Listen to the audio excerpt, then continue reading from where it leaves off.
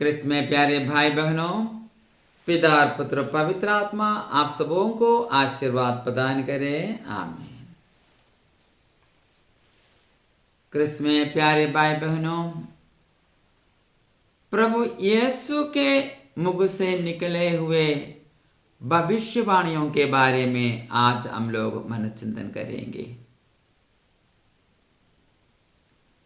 बहुत सारे भविष्यवाणियां प्रभु ने दिया गया है, लेकिन उसमें से कुछ कुछ भविष्यवाणियां सुनने वाले सारे विश्वासीगण का विश्वास बढ़ाने के लिए मैं बताना चाहता हूं। सबसे प्रथम प्यारे भाई बहनों, प्रभु अपना दुख भोग क्रूस मरण के बारे जी उठने के बारे में 3 बार प्रभु ने बताया। संत मत्ती के अध्याय 16वां, 17वां और 20वां अध्याय में 3 बार प्रभु ने बताया गया है। संत मत्ती का 17वां अध्याय में इसी प्रकार लिखा है, पद संख्या 22 से आगे। जब वे गलीलिया में साथ साथ घूमते थे तो ईसा ने अपने शिष्यों से कहा, मानव पुत्र मनुष्यों के हवाले कर दिया जाएगा, वे उसे मार डालेंगे और वह तीसरे दिन जी उठेंगे। यह सुनकर शिष्यों को बहुत दुख हुआ। इसी प्रकार और 2 बार प्रभु ने अपने दुख भोग के बारे में संदेश दिया है। लेकिन प्यारे भाई बहनों, शिष्य लोग ये भविष्यवाणियां इतना ध्यान से नहीं सुना। इसका एक कारण यही था, उन लोग क्या सोचा था प्रभु के बारे में। प्रभु का सारे चमत्कारों देखते हुए, प्रभु ने किया हुआ सारे चमत्कार देखते हुए, प्रभु का सुंदर सुंदर वचन सुनते हुए उन लोग मन में पूर्ण तरीके से यह आने वाला मुक्तिदाता है विश्वास किया है। इस्राएल के सारे शत्रुओं को पराजित करके अपना राज्य स्थापित करने वाला प्रभु यीशु मसीह है, लोग विश्वास किया। ओ प्रभु के विरुद्ध कौन उंगली उठाएगा? और प्रभु का एक शब्द काफी है, सारे लोग भस्म हो जाएगा। तो कौन और प्रभु के विरुद्ध आएगा प्रभु को गिरफ्तार करने के लिए? इन लोग विश्वास नहीं किया। शिष्य लोग सोचा था रोमा साम्राज्य को प्रभु यीशु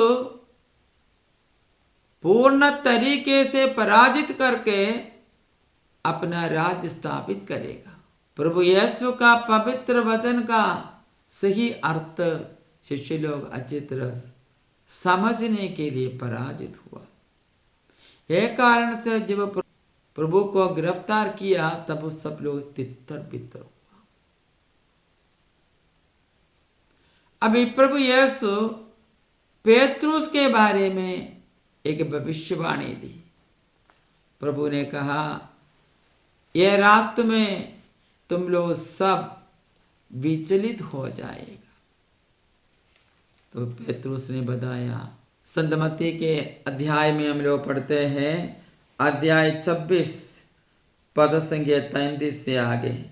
इस पर पेतरुस ने ईसा से कहा, आपके कारण चाहे सभी विचलित हो जाए, किंतु मैं कभी विचलित नहीं होऊंगा। ईसा ने उसे उत्तर दिया, मैं तुमसे कहता हूं, इसी रात को मुर्गे के बांग देने से पहले ही तुम मुझे 3 बार अस्वीकार करेगी। पेतरुस ने विश्वास नहीं किया। सच बताएगा प्यारे भाई बहनों, पेतरुस प्रभु को बहुत प्यार किया है। जो उसने बताया, इससे पहले बताया था, मैं आपके लिए मरने के लिए भी तैयार हूं। सच में बताया था, वो इतना प्यार करता था प्रभु को। प्रभु को त्याग देना कभी सोच विचार भी नहीं कर सकता था पेतरुस के लिए, परंतु एक बार प्रभु प्रभु का मुख से निकला है तो वो वचन पूरी तरह पूरा होना पड़ेगा। प्रभु का गिरफ्तार हुआ, उनके पीछे यूहन्ना और पतरस जा रहा है। प्रधान पुरोहित के आंगन में बैठते समय एक साधारण नौकरानी आकर उनके पास बताए, तुम भी उनका शिष्य है ना? तो पतरस ने बोला, नहीं, मैं नहीं जानता उनको। थोड़ा समय के बाद और एक जन आया, मैंने देखा है तुमको भी यीशु के साथ। नहीं नहीं, मैं नहीं जानता उनको, तुम क्या बोलता है? उसने त्याग दिया। तीसरे बार और एक वही स्त्री आकर बताया, नहीं नहीं, मैं तुमको देखा है, तुम उनका शिष्य है। पेतरुस श्राप देना शुरू हो गया, चिल्लाना शुरू हो गया। तब प्यारे भाई बहनों, मुर्गे का भाग सुना। तब पेतरुस को याद आ गया, जैसे प्रभु ने बताया है वैसे ही हुआ है। वो बाहर जाकर फूट फूट कर रोना शुरू हो गया। बोलते हैं उसके बाद उनका जीवन के अंतिम समय तक उसने ये पाप के बारे में लगातार पश्चाताप करते थे, फिर भी मैं कैसे मेरे प्रभु को त्याग दिया है।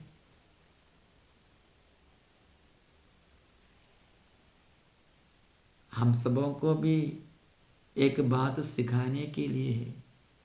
ऐसा हुआ, पतरस ने कहा, मैं जरूर आपको त्याग नहीं देगा। ये मैं कभी कभी आते समय हमें सिखाने के लिए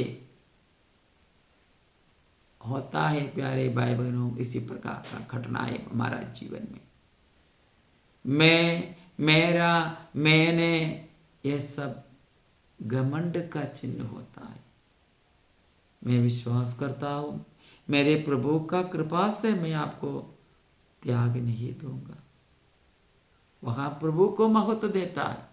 प्रभु का सहायता द्वारा जरूर, कितना भी परीक्षा आने दो, कितना भी प्रोसिक्यूशन आने दो, और सब पर विजय पाने के लिए विशेष शक्ति हमें मिल जाएगा यदि हम प्रभु को पहला महत्व देगा। तो प्रभु का सहायता द्वारा हम सब कुछ कर सकते हैं, लेकिन अपना शक्ति से, विशेष करके चुने हुए लोग, विश्वासीगण, मैं ऐसे याद रखने का है, अपना शक्ति से मैं कुछ करूंगा बोलेगा तो जरूर पराजित हो जाएगा। प्यारे भाई बहनों, इसके बाद संत यूहन्ना के अध्याय 12 पद संज्ञा 32 में हम लोग एक भविष्यवाणी सुनते हैं। प्रभु ने बताया है, मैं जब पृथ्वी के ऊपर उठाया जाऊंगा तो सब मनुष्यों को अपनी ओर आकर्षित करूंगा। प्रभु का क्रूस मरण के बारे में यहां बताया गया है। पृथ्वी से ऊपर उठना क्रूस पर। देखो, प्रभु यीशु के क्रूस मरण के बाद अभी 2022 साल हो गया। सारे दुनिया की ओर से देखो, दुनिया के कोने कोने में हम देख सकते हैं कितने सारे विश्वासी गण, और सब प्रभु ने आकर्षित किया है प्रभु की ओर से। और हम देखेंगे दुनिया के सारे लोग प्रभु पर विश्वास करेगा, क्योंकि भविष्यवाणियां हैं। प्यारे भाई, प्यारे भाई बहनों, संत लूकस के पवित्र सुसमाचार अध्याय 11 में हम एक भविष्यवाणी पूरा हुआ देखेगा। फरीसीगण, शास्त्रीगण, पुरोहितगण हमेशा प्रभु के पीछे पीछे जाते हुए प्रभु पर दोष लगाने के लिए परिश्रम करते थे। प्रभु उन लोगों की ओर से देखते हुए श्राप देता है। संत लूकस का अध्याय 11:42 से आगे, फरीसियों धिक्कार तुम लोगों को, क्योंकि तुम पुदीने, रासने और हर प्रकार के साग का दशमांश तो देते हो, लेकिन न्याय और ईश्वर के प्रति प्रेम की उपेक्षा करते हो। इन्हें करते रहना और उनकी भी उपेक्षा नहीं करना तुम्हारे लिए उचित था। फरीसियों धिक्कार तुम लोगों को, क्योंकि तुम सभागृहों में प्रथम आसन और बाजारों में प्रणाम चाहते हो। धिक्कार तुम लोगों को, क्योंकि तुम उन कब्रों के समान हो जो दीख नहीं पड़ती और जिन पर लोग अनजाने ही चलते फिरते हैं। इसी प्रकार कितने सारे श्राप शास्त्रियों पर, फरीसियों पर, पुरोहितों पर मिलता है। ये भयानक श्राप के कारण देखो, इन लोगों को बचाने के लिए आए हुए, इन लोगों को बचाने के लिए आया हुआ ईश पुत्र को अनजाने में उन लोग पकड़कर क्रूस पर मार डाला, क्योंकि पाप के कारण हृदय कठोर हो गया। उसका ऊपर प्रभु का श्राप भी मिला। प्यारे भाई बहनों, अभी जेरूसलेम के बारे में प्रभु का भविष्यवाणियां हम सुनेंगे। संत मत्ती अध्याय 23 पद संख्या 27 से आगे, जेरूसलेम जेरूसलेम तो नबियों की हत्या करता है और अपने पास भेजे हुए लोगों को पत्थरों से मार देता है। मैंने कितनी बार चाहा कि तेरी संतान को वैसे ही एकत्र कर लूं, जैसे मुर्गी अपने चूसों को अपने डाइनों के नीचे एकत्र कर लेती है, परंतु तुम लोगों ने इनकार कर दिया। देखो, तुम्हारा घर उजाड़ छोड़ दिया जाएगा। मैं तुमसे कहता हूं, अब से तुम मुझे नहीं देखोगे जब तक तुम यह न कहोगे, धन्य है वह जो प्रभु के नाम पर आते हैं। ये एक आने वाला भविष्यवाणी है, आखिरी में जो बताया हुआ भविष्यवाणी। और समय आएगा, लेकिन उस समय क्या हुआ?